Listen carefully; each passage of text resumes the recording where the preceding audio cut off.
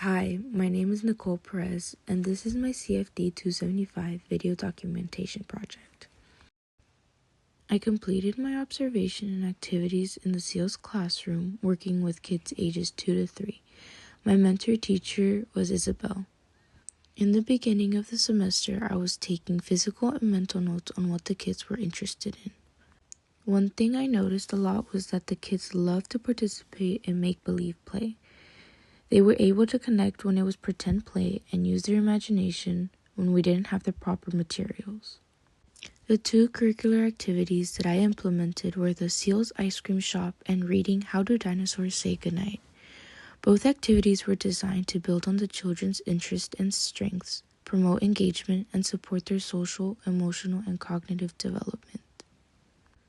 For Activity 1, I created a sensory and imaginative play experience called the SEALS Ice Cream Shop. I came to the decision to do a pretend ice cream activity because I had a particular group of kids who would associate me with pretend ice cream. They would pretend to give me ice cream and I would pretend to eat it all. When they saw I finished my ice cream, they would pretend to give me way more than I could eat, and I would pretend to be super full and not be able to eat anymore.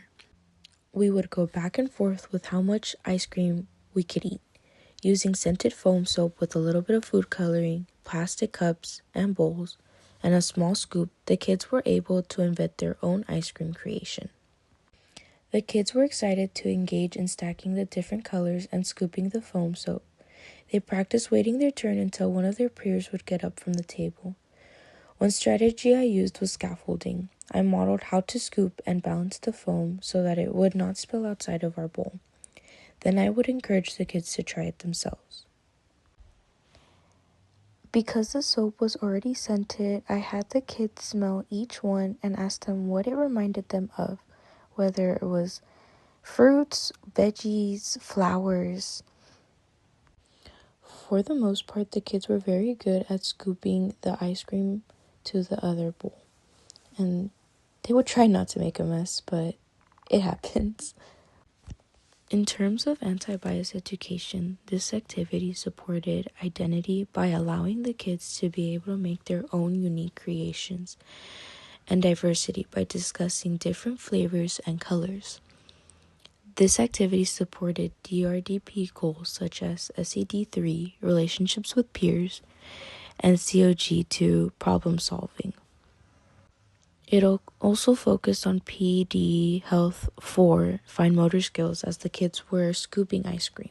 For Activity 2, I read the book, How Do Dinosaurs Say Goodnight to the Kids. I chose this book because I noticed many of the kids from the SEALS classroom loved playing dinosaurs. They would grab a dinosaur from the basket and pretend they were one. They would stomp all around the playground like a dinosaur and roar like a dinosaur. They would also chase their peers or even me around with dinosaurs in their hand. During this activity, the kids were engaged, listened carefully, and responded by mimicking dinosaur actions and sounds. Here I'm asking the kids if I could hear their loudest roar. Then I asked them if they want to hear my loudest roar, and well, it wasn't that scary, but they thought it was fine.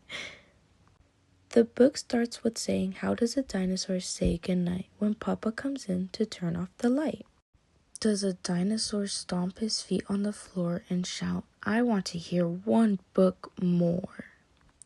A teaching strategy I used was modeling. When the book mentioned the dinosaur stomping, I would make sure to stomp my feet.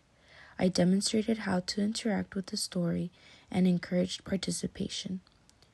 The kids were excited to answer the questions and discuss the story. The activity built on the kids' curiosity from the first activity by moving from sensory and imaginative play to language development and story comprehension.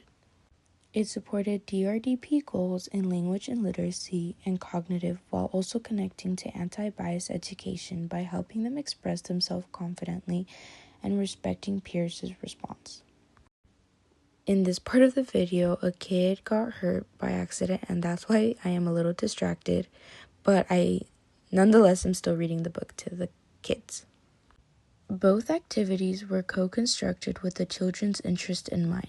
By observing their engagement with sensory play, imaginative scenarios, and storytelling, I designed experiences that allow children to explore creativity, language, and social interaction.